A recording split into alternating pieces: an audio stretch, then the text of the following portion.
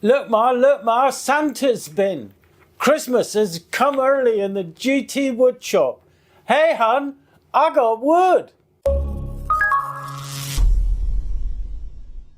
On a slightly more serious note then, a few weeks ago I published a video which was really nothing more than me moaning and manking about the lack of supply chain for hardwoods, exotic hardwoods and hardwoods in general down in Cornwall. And an awful lot of you were good enough to give me your suggestions and share some of your experiences with me in the comments, which I'm very grateful for.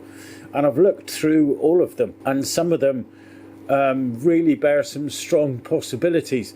On this occasion, I didn't use any of those. I had arranged to go and visit a friend up in Yorkshire, up in Mansfield, which from my perspective is nearly the other side of the world.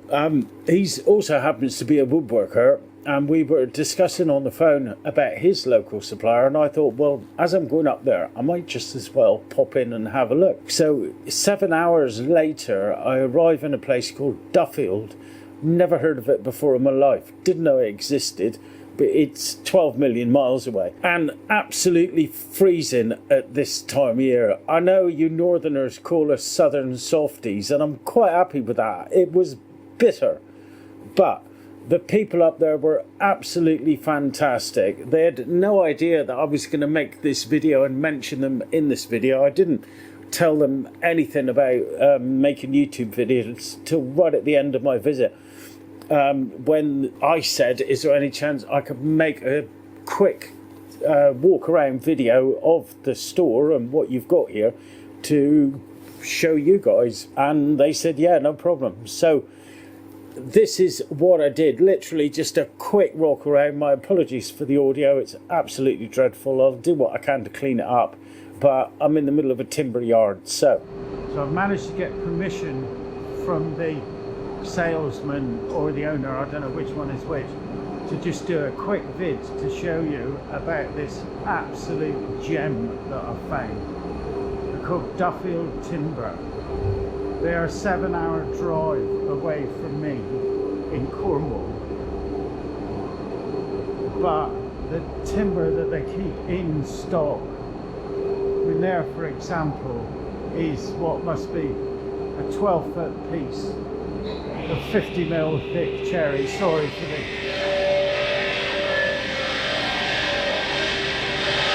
use of both metric and imperial.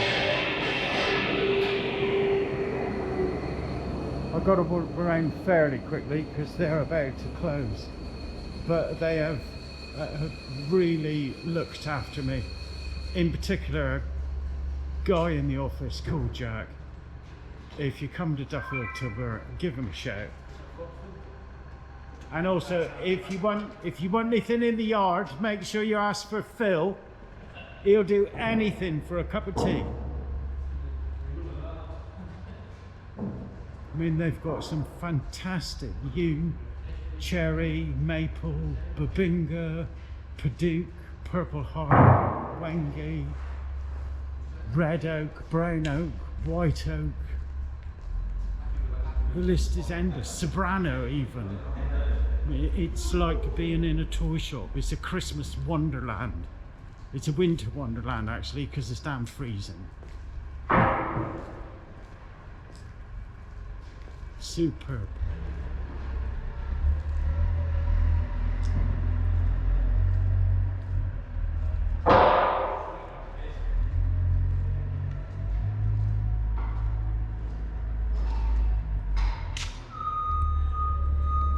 So there it was. Can you imagine how I felt as I'm walking around this fantastic place filled with everything that I could possibly want? As I said, paduke, purple heart, wenge, zebrano, yew, sycamore, brown oak, white oak, red oak. The list is endless. Oh, and cherry, let's not forget. A beautiful cherry. I can't get cherry down here, but now I've got some. I really do feel like Christmas has come early. So what did I buy? Well, I bought cherry, I bought a piece of red oak, I bought a piece of wenge, I bought a couple of pieces of purple heart, a couple of pieces of perdue, and I picked up some sapele, and I was there and it was in the cheap bins, so I thought I might as well shove it in the van while I was there. So this timber yard's called Duffield Timber. They're in Duffield, surprisingly enough. If you're in that area or can get to that place, I strongly recommend paying them a visit. So not only have they got this huge warehouse where you can buy by the plank, by the cubic foot or the cubic meter if you want to, they've also got across the other side of their yard another building which I believe they call the hobby hall, and in that building they've got bins and bins and bins of smaller pieces of all the timbers that I've mentioned and all the more run-of-the-mill brown oaks, hard maple, utility, Moranti, blah blah blah, you get the picture, all in very reasonable single project sizes. The prices are a little bit higher, but you got to pay for the convenience, I suppose. But there's bin after bin after bin there, and the guys in the office are more than willing to help you out with whatever the size of your order, which I found really refreshing. I've been in a lot of timber yards and timber suppliers where they're really only interested in orders if you want a couple of 100 linear meters of construction grade regularized 4x2 or 6x2 or pallet full of sheet goods. So to get that kind of response for smaller orders and medium-sized orders was really fantastic. Incidentally, while I was there on their desk, they then released their own firewood logs. You know, they've obviously bought one of these machines where they squidge up all of the chippings and turn it into their firewood logs. They gave me a pack to try, and I brought it back. We tried it in the fire last night. Wow, hotter than hell, burned for ages. If you're up there, pick up a pack. Well worth the money. So what are you going to do with it all, Graham, I hear you ask? Good question. Some of it is destined to become chopping boards. The sapele, I'm completely out of the utility that I usually use. So I picked up some sapele that I'm going to use for the darker boards that I make. One piece of cherry that I had to cut in half, which absolutely broke my heart, or I had to get them to cut in half for me, but it's the perfect size for some butcher's blocks, some larger end grain cutting boards, 50mm, 450 by 350. So that one piece is going to yield 4 butcher's blocks. The other piece of cherry that I've got, that may well end up being coffee tables.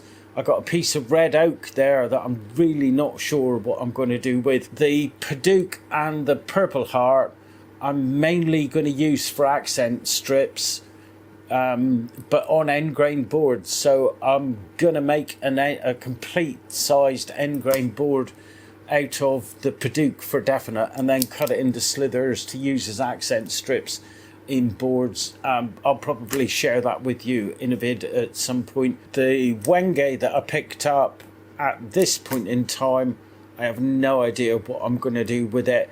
But it was there on the shelf, looking gorgeous, and it called to me. So I thought, I'm bringing you home, and you can sit in my workshop. I don't care if you sit there for years. Probably going to end up being accent strips in something, but who knows. I intend to be a little bit more creative this year and stray away from the safe line of products that I know sell and work, and get a little bit more adventurous. So it's not all earmarked for anything. Like I say, some of it may sit on the shelf for quite a while until an idea comes along and just says, you need to use me. One of those is, there's a piece of ash over there at the moment that I've pre-selected to make a pool cue case that I've been asked to make out of. So I need a piece to go with that. At the moment, I'm thinking Padauk might be nice as a contrast to go with the fairly white ash. Any suggestions, leave me a comment down below. And I'm thinking the main contrast piece is going to be the lid, but I want it curved in some way. So, but that's coming up in another vid. For now though, I've got to get this put on the shelf so it can acclimate to the workshop, and then maybe 2 or 3 weeks time I might be able to start working with some of that beautiful cherry that I've got. I really can't wait, and I hope you'll join me for that. So thanks very much indeed. Hope to see you next time. Ta-ra.